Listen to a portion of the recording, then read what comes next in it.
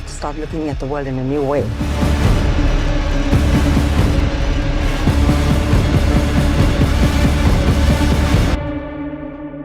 Don't try to understand it.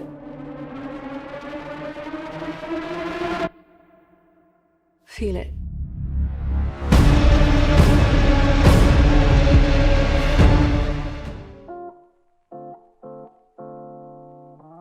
Tenet est un film américano-britannique réalisé par Christopher Nolan, sorti le 26 août dernier. On peut y retrouver dans les acteurs principaux John David Washington, Robert Pattinson et Elizabeth Debicki. Le scénario est au premier abord plutôt simple, on suit l'histoire d'un agent secret qui est contraint de manipuler le temps pour éviter le déclenchement d'une troisième guerre mondiale, mais vu que c'est un film réalisé par Christopher Nolan, il est en fait beaucoup plus complexe. Je suis un très grand fan de Nolan, donc c'est compliqué pour moi d'être objectif, mais j'ai quand même trouvé quelques défauts au film. Donc comme j'ai dit juste avant, on est sur un film de Nolan et du coup sur un scénario très complexe, et c'est le problème majeur du film.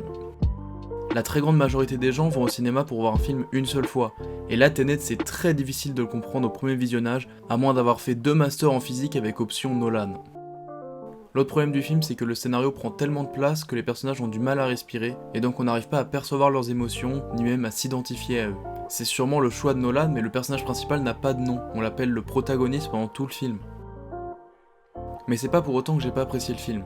Je l'ai déjà vu 3 fois et je compte y retourner encore. Au premier visionnage, il y a une chose qui m'a vraiment marqué dans ce film, et c'est vraiment ça qui fait que je l'adore, c'est l'image. Le film a été tourné dans 7 pays, donc on a une diversité de décors incroyable, et surtout le directeur de la photographie, donc celui qui crée l'image, c'est Hoyt van Hoytema, je sais pas du tout si je le prononce bien. Il a notamment travaillé sur les 2 précédents films de Nolan, à savoir Interstellar et Dunkerque, mais aussi 007 Spectre et Ad Astra qui est sorti l'année dernière et qui était un pur chef-d'œuvre au niveau des visuels. L'autre chose que j'ai particulièrement aimé dans ce film, c'est que c'est du Nolan et que donc quasiment tout est vrai. De ce qu'on sait, le film a utilisé que 300 effets spéciaux, ce qui est extrêmement peu pour un film de ce genre. Et en plus, avec le budget du film qui est ultra conséquent, à savoir plus de 200 millions de dollars, Nolan a vraiment pu faire ce qu'il voulait dans le film. Le fait de devoir revoir le film plusieurs fois pour le comprendre est quelque chose que j'adore, et en plus, au fur et à mesure de mes visionnages, je me rends compte que le scénario est extrêmement bien ficelé et totalement crédible.